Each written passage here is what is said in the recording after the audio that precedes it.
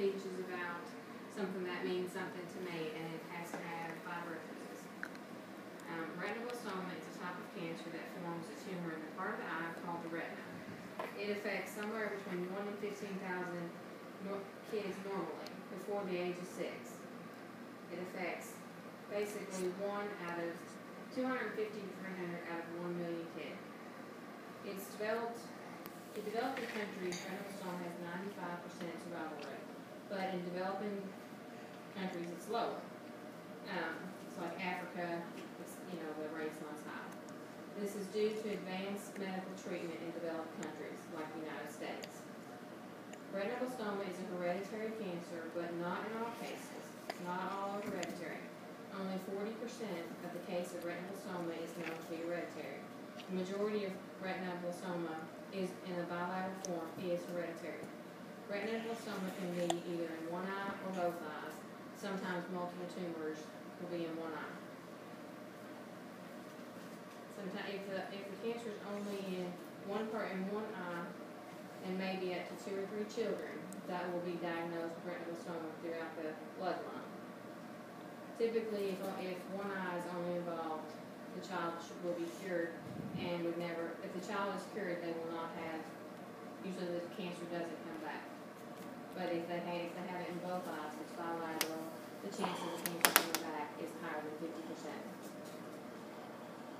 The cause of retinoblastoma are not always certain. Mutated or lost RB1 gene is what they believe is cause for cancer that is non-hereditary. Mutant or lost RB1 is usually the non-hereditary form and appears within the first life. Hereditary retinoblastoma can also be proven by having a family history of retinoblastoma.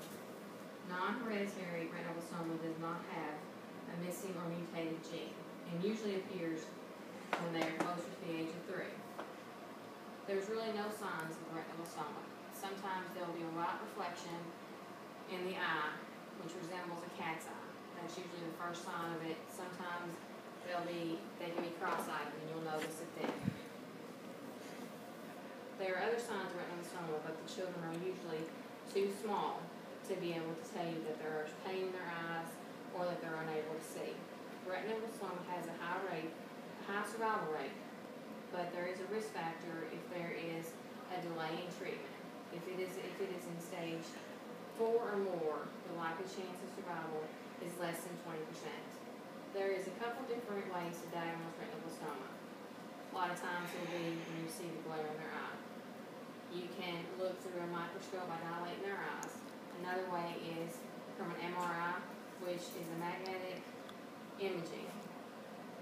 Ultrasounds use sound waves to create images of the inside tissue eye, which is the most common way to diagnose it for sure. The CT scan can also be used. This is used to produce detailed images of the eye by using an X-ray test. Some doctors may use bone scanning, but this is not as common as it used to be. Now that I've given you some facts, let me tell you my story. Retinoblastoma is hard to diagnose for one reason, is because children of an early age cannot tell you that they cannot see. Children have very little symptoms, and children are too young to tell you. My daughter was 3 years old when she was diagnosed. A few months before, I noticed the glare in her eye.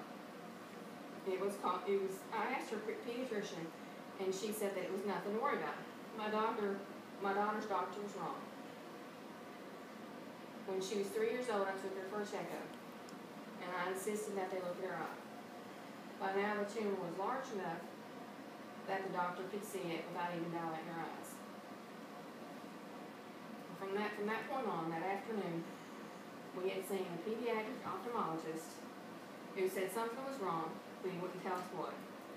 He immediately sent us to Dr. Ockhart's office, who is an oncologist, which we were not aware of what that was at the time. I remember thinking that I hope she doesn't have to wear glasses. But by the end of the doctor's visit, I was thinking, I hope she just doesn't die. 2 days later, Dr. Osberger was removing her eye. later, she would be fitted for a prosthetic eye. My daughter's now 20 years old. We are the lucky ones. And I call it luck because there's no reason for cancer. There's no reason to be diagnosed for it. No one knows why you're diagnosed, and anyone can be diagnosed. Two people that are diagnosed with the same type of cancer and can have completely different outcomes.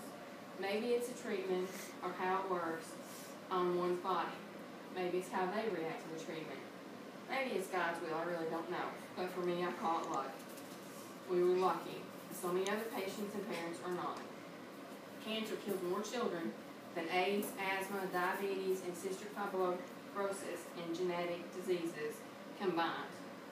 Furthermore, childhood cancer survivors are at a higher risk for secondary cancers later in life. Almost 80% of them will be diagnosed with secondary cancer. Do I know why? Do I know of why for the numbers to go down? No. Do I know how to diagnose them or cure them? No. What I do know is at one point or another, cancer will someday touch each and every one of our lives. How long is it?